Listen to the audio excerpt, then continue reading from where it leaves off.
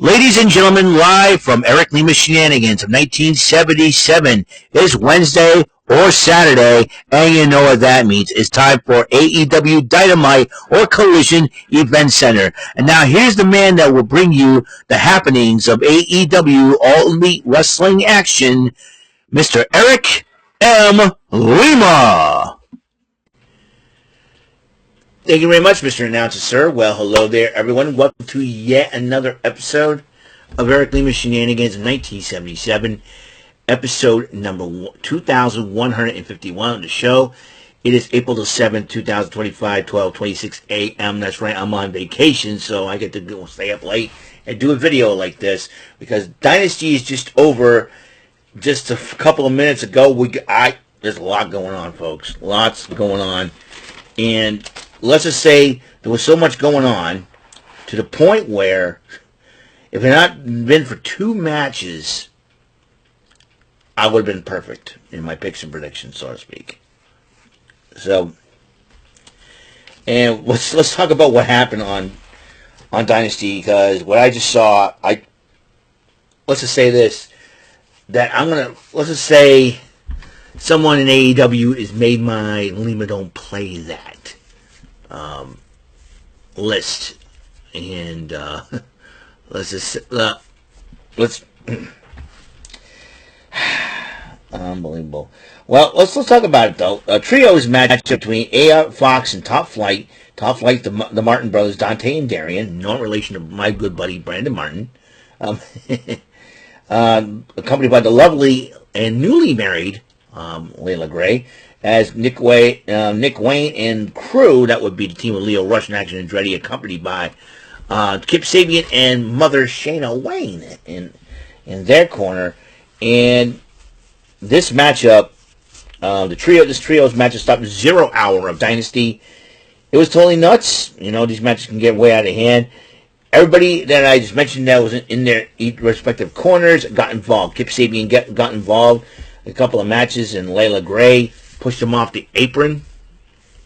And meanwhile, while that's going on, Mother Wayne got involved, shoving, I think, AR Fox off the turnbuckle, giving the crew and Nick Wayne the victory in that matchup.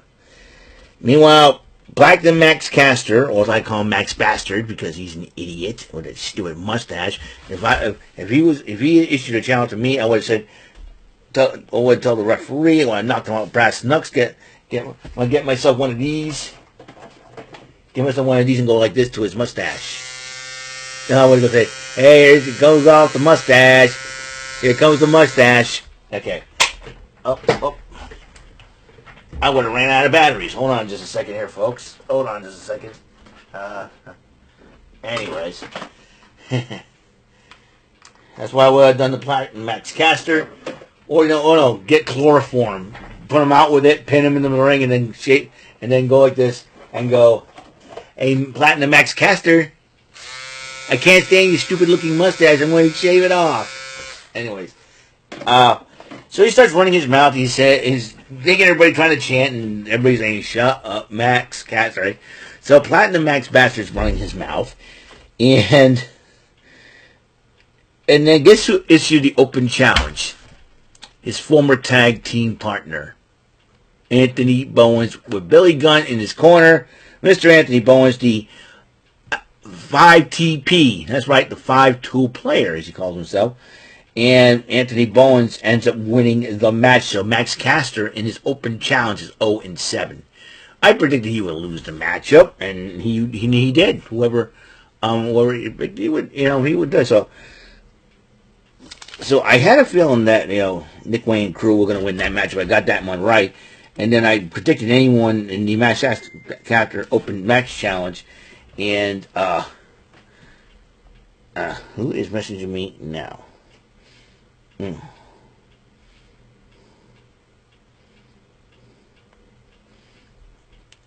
I'll talk about that. Yeah.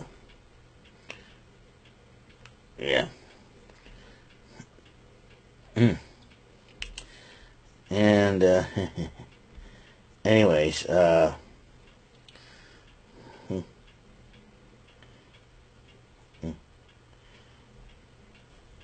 So, anyways, so everybody's sorry. So everybody's bothering me with messages. I'm trying to do this video. So, anyways, Anthony Bowens does win the matchup, and Platinum Max Caster or Platinum Max Bastard is 0-7. Then the main card began, and it kicked off with a great matchup. Will Ospreay, Kevin Knight in the men's Owen Hart quarterfinal, and heck of a matchup, man. I predicted that Will Ospreay would win the matchup, and Ospreay does. So he has won that matchup. And let's see. The AEW Tag Team titles were on the line. The Hurt Syndicate versus the Learning Tree. That will be the team of Big Bill, the Redwood, and the Bad Apple, Brian Keith. And MVP was joining on commentary. But guess who got involved in the match to help the Hurt Syndicate? MJF. With the Dynamite Diamond ring, he knocked out Big Bill. and the Hurt Syndicate ended up retaining the title. I said, and we all predicted that the Hurt Syndicate would retain the title. So, and that's what happened. Yeah, that's what I said. I'm like, if I were MJF, I would run, because you knocked out a big 7-foot dude. And sometimes when you make a 7-foot dude angry, it's not going to end well for you. So, we'll see what happens. I don't think Bobby Lashley would appreciate the help, him and Shelton Benjamin, but that's okay. The women's Owen Hart matchup. Julia Hart, the former TBS champion, took on the current TBS champ, the undisputed Rev Pro British Women's Champion, and the NJPW Strong Women's Champion, Mercedes Moné. Meanwhile, the lovely Harley Cameron, with her mini Monet puppet, was watching the matchup in the back. And Mercedes Moné, we all predicted on Rant and Rave that she would win. And so I think except for Jordan, some of us predicted that. I predicted Mercedes Moné would win the matchup, and Moné did. So I got two of the match. I got 4 matches right so far. So Athena was also watching the match in the back as well to keep an eye on things. And so so Mercedes Moné will face the winner of the Harley Cameron and Athena matchup in that quarterfinal. So the women's Owen Hart quarterfinal, Mercedes Moné and the winning. Meanwhile, the trios title was on the line. The Death Riders team of Pac, Claudio Castagnoli, and the Quantum Ranger on crack, Wheeler Yuta. And again, we're defending against Rated FTR. That would be Cope, formerly known as Edge, and Dax Harwood and Cash Wheeler FTR. And this was a heck of a matchup, but the Death Riders once again escaped with the championship. And then Adam Cope and Cash Wheeler were helping up Dax Harwood, and they hugged and they lifted up each other's wrists. And then Dax Harwood attacked Cope with a pile driver and then with a concerto. About to attack with a concerto until Cash Wheeler was not happy with that. He helps up Cope, but then he drags Cope up to hit the Shatter Machine, and they continue to attack with the concerto. And Cash and Dax Harwood made a mockery of Cope as he's kicking out on a stretcher, walking away. What is going to happen now? And I think, they did a spike pile driver on the chair as well on Cope. Hopefully Cope will be okay. Who knows for sure. But FTR, what the heck are you thinking? But that ain't the only shocker that happened. The AEW Women's title was on the line. Timeless Toni Storm, the lovely Toni Storm, who came out looking like Rocky Balboa when paying tribute to Philadelphia, which I thought was really cool, classy on her part, against the Megan Megan Bayne. I think more like Rocky IV when, you got Megan Bayne looking like Ivan Drago. But now before got involved in the matchup, and then Luther decided to take her, carry her to the back, and Toni Storm ended up beating up Megan Bayne with a roll-up after Megan Bayne survived the Storm Zero. And Toni Storm, well, I'll tell you one thing. She's a game champion, that's for sure. But Megan Bayne's one tough woman. I'm sure Toni Storm's found that out the hard way. I predicted that the lovely Toni Storm, the timeless one, would retain her title, and that's what she did. So I'll tell you what, right now, this is fun. All right. Love Toni Storm. Who's next? Now, rumor has it that Mina Shirakawa is on her way to AEW. Will she be the one to challenge the timeless one, or will she be challenging Mercedes Moné? Who knows where Mina Shirakawa is going to stand? Will Mina Shirakawa be the one getting revenge on Toni Storm from Mariah May as well? You never know. So, and then we got the second quarterfinal matchup for the men's Owen Hart tournament. Mark Briscoe versus Kyle Fletcher. Don Callis commentary was on commentary for the matchup, while Konosuke Takeshita was watching the match in the back. As you know, Takeshita is going one-on-one with Brody King in the other quarterfinal matchup. And in fact, the winner of that match will face Will Ospreay in the semifinals. And Kyle Fletcher ended up winning that matchup, and he'll face the winner of the Adam Page wild card matchup. So we don't know who the wild card is. That could be the walking weapon Josh Alexander. Who knows for sure? So there's that. Then the Ring of Honor World title on the line in a title versus mask match, Chris Jericho against Bandito. During the matchup, Brian Keith gets involved and gets involved, distracting the referee. Gravity fights him off. But then Jericho was hiding a black baseball bat under the ring. He uses it, he hits Bandito with it, puts the bat back. Now, he ends up pinning Bandito, winning, retaining the title, and about to take the mask off. But Chris Jericho, not Chris Jericho, but Bandito's mother and sister saw that. Aubrey Edwards comes out and asked him what was up. They said there was a bat. He used the bat. So Aubrey Edwards goes, show me. So Bryce Remsburg was the official for the matchup. They go over, Bryce Remsburg's like, what's going on? They go over and they were pointing where Jericho hid the bat. Aubrey Edwards got it, found it. And then she looked at Jericho. Jericho's like, and then she was conferring to Bryce Remsburg. They went over to Justin Roberts. Justin Roberts says the match will be restarted. And it was. And Chris Jericho decided to put his hands on Bandito's beautiful sister. Come on, Jericho, you stupid idiot. Jericho will be another person on my Lima Don't Play That list. Jericho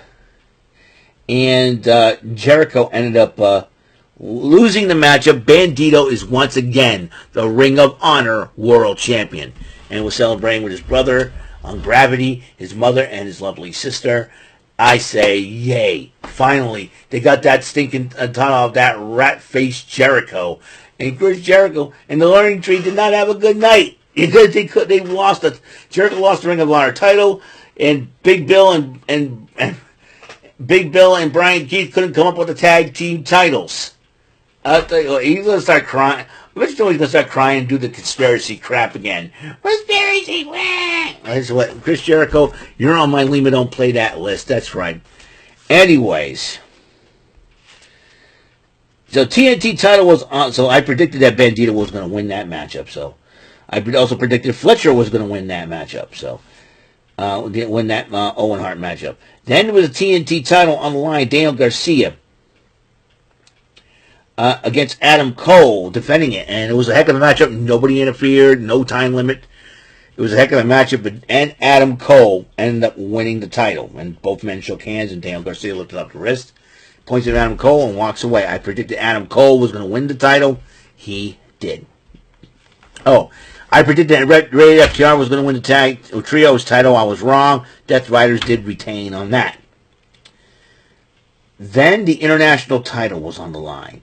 Kenny Omega, Ricochet, Speedball Mike Bailey, and Omega ended up retaining the title. But then Kazuchika Okada came out to confront Omega, and there's a rumor going around that they're going to try to get a match to unify both the international and continental titles. Would AEW have their own Intercontinental Championship? Time will tell. And will the WWE let them have it? Who knows? Who knows? Legal battle. You never know. If NJPW can have an Intercontinental title, I think AEW should have one too. So, my opinion, we'll see what happens. But then the AEW World Title on the line, Jon Moxley against Swerve Strickland. I picked Omega to retain. He retained. Now I predicted Swerve Strickland to win the title back, but the Death Riders got involved, and then Adam Page got involved, but the Ops came out to fight off the Death Riders. But the lights go out, and the lights appeared back on. Guess who was in the ring holding Strickland up? Those stupid, idiot, goonball, dude white, dingle nuts, Dave Meltzer loving Young Bucks. That's right. The Young Bucks came in, hit the EVP trigger on Swerve Strickland, and it cost him the match. And Jon Moxley retains. You know what this means? The Young Bucks are on my Lima. Don't play that. The Young Bucks, to me, ruined the AEW. Nowadays, thanks to the idiot Young Bucks, that idiot Jon Moxley gets to hold that title in that stupid briefcase. Once again, I would have taken that briefcase, bonked every member of Death Riders off their heads, yeah, including Marie and Shafir, and then whacked across the face of the Young Bucks. Instead, the Young Bucks got stupid-looking beards. Stupid-looking beards. Guess what, Young Bucks? I would have knocked them out with chloroform, too, and go, time to shave the beards. That's what I would have done. Anyways, and that's right, Young Bucks will be on my Lima Don't Play That list. You know? So, in how many matches? Hold up just a second here. 1, 2, 3, 4, 5, 6, 7, 8, 9, 10, 11, 12. Two of the matches were on the 0 hour. That would be the trios matchup between Top Flight, AR Fox and crew, Nick Wayne, and the Max Caster Open Challenge. I had a feeling that Max Caster was going to lose that matchup to whoever comes out, and so I predicted both those matches right. Then, and then the 10 matches. Out of the 10 matches, only got 2 runs, so I'm 8-2 in the main card. Perfect in the 0 hour. So altogether, I am. So with those two, total 12 matches, I am 10-2. 10-2. 12 matches, I'm 10-2. Not bad. Not bad. But not bad at all. So, that's all the time we have on this episode of the show. As you know, Tic-Tac-Doe, it is going to be Martindale Monday. I'll get that done. Not only that, though, I'm going to talk a little bit of Big Beefy East Boston Ballsby. I'm going to talk about the beginning of the Red Sox baseball season that just ended. Let's see, the first 10 games of the season, man. No, yeah. The first 10 games of the season. I'll talk about that and see how you guys feel about it. And, yep, and when I do my Lima Don't Play That, not only John Cena's added to the list, Chris Jericho and the Young Bucks have been added to my Lima Don't Play That list. Check out those episodes. I'll be on the lookout for those episodes. So, that's all the time we have on this show. Thank you for tuning in. And I will see you guys later. And until the next episode comes rolling around, Mr. Announcer, take us home. That is all for today's episode of the show. This is Mr. Announcer speaking for Eric Lima Shenanigans of 1977. A Big Beefy E and Do It for Bob Saget production, and in association with a Raving Bull for 3000 Telepictures and Distribution. Thank you for watching another episode of Eric Lima Shenanigans of 1977. See you later on the next episode of the show. Goodbye for now.